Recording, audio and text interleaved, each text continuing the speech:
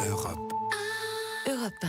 On passe à l'économie, Emmanuel Dutheil, et ce matin vous avez eu envie de revenir sur les fameuses zones blanches. Les opérateurs de téléphonie ont promis d'investir 3 milliards d'euros. Le but, c'est évidemment qu'on supprime ces zones blanches d'ici 3 ans. Oui, alors déjà, je vais me permettre de rappeler peut-être ce qu'est une zone blanche. C'est un endroit où des personnes comme Eva Rock sont très énervées de ne pas pouvoir consulter leur mail, répondre au téléphone correctement ou actualiser le Twitter de PPDE. Autrement dit, des petits pas dans l'écran chaque samedi à 19h sur Europe 1. Je vous conseille justement cette émission.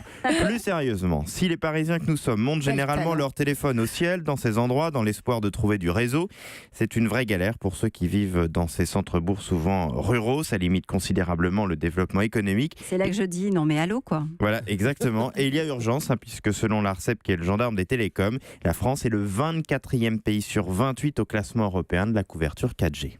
Donc Emmanuel, ça va vraiment s'améliorer. J'y croyais pas quand j'ai lu l'interview hier matin, mais après avoir quand même passé quelques coups de fil, parce qu'on fait quand même mine de travailler, je crois qu'on peut y croire ce coup-ci. C'est un accord assez inédit qui a été trouvé. Les opérateurs s'engagent à investir donc environ 3 milliards d'euros pour emmener la 4G ou améliorer le réseau dans ces zones reculées. Pour compenser, l'État, on va faire très simple, a décidé de ne pas augmenter les enchères pour les opérateurs sur les fréquences qu'ils utilisent. Ces fréquences, là aussi pour caricaturer, c'est ce qui permet de téléphoner. C'est donc un vrai deal et tout cela va être surveillé par l'ARCEP. Le gendarme des télécoms va publier tous les trimestres un observatoire reprenant tous les engagements des opérateurs. Et on sait par où ça va commencer ? Eh bien là aussi, c'est assez innovant. Les collectivités locales vont devoir faire remonter leurs demandes en disant tiens, là j'ai besoin de réseau dans cette salle des fêtes ou dans ce hameau.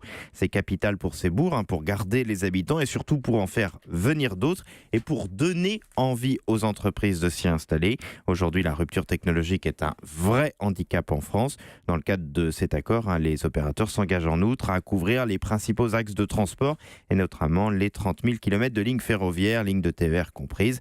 Alors après, on peut juste s'inquiéter pour les tarifs. Est-ce que les opérateurs vont se rattraper en augmentant les prix ? Le patron de l'ARCEP est resté évasif hier soir sur Europe 1 en disant que notre marché est très concurrentiel et que ça devrait suffire. Bref, advienne que pourra, mais au moins on pourra téléphoner partout et Eva actualiser ses profils. Oui, c'est déjà pas mal Eva. Oui, c'est vrai que je ne peux pas m'en passer, j'avoue. Europe 1.